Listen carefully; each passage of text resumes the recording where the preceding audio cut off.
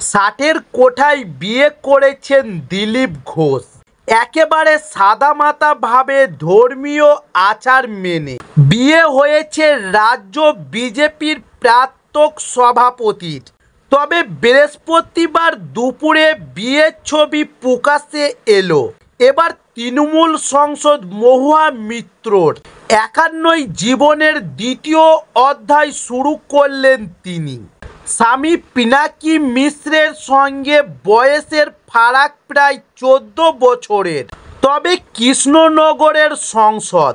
টলিউডে অবশ্য এমন অবয়সী বিয়ের ক্ষেত্রে সর্বাধিক চর্চিত, যেমন দোলন রায় এবং দীপঙ্কর দে।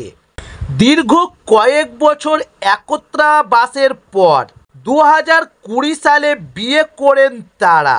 তবে সেই সময় দোলনের বয়স ছিল 49 ও দীপঙ্করের বয়স ছিল 75, প্রায় 26 বছরের ফারাক। তবে সেই সময় তাদের বিয়ে নিয়ে বিস্তারিত চর্চা হয়।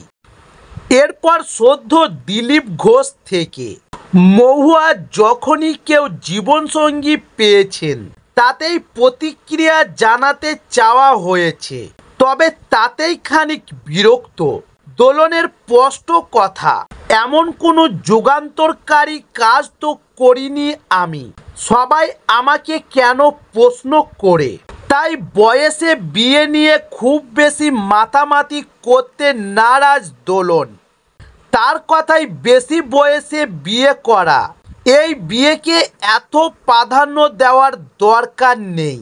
তবে একটা ব্যতিক্রম ঘটনা ঘটতে পারে, তা বলে পৃথিবীতে সবাই এটাই করবে সেটা চাই না।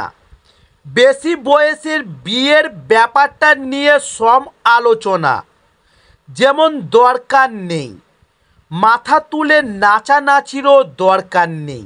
প্রতিটা মানুষের আলাদা জগৎ আছে, তাই তার জীবনে কি ঘটছে বাইরে থেকে তো জানতে পারছে না কেউ।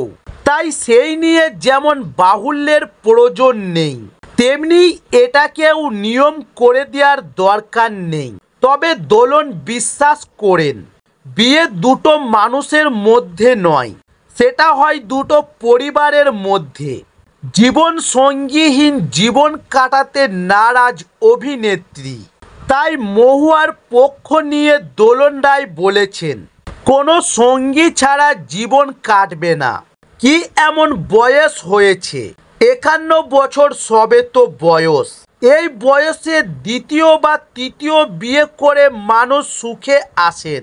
তবে সবাই মিলে 50-এ বিয়ে করবে সেটা চাই না।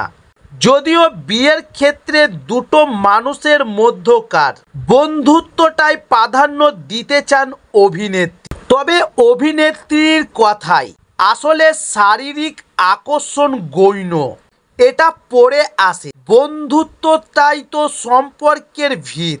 তবে যদিও সংসারে বিয়ের খবরে মহুয়ার নতুন জীবনের শুরুতে শুভেচ্ছা জানালেন দোলন।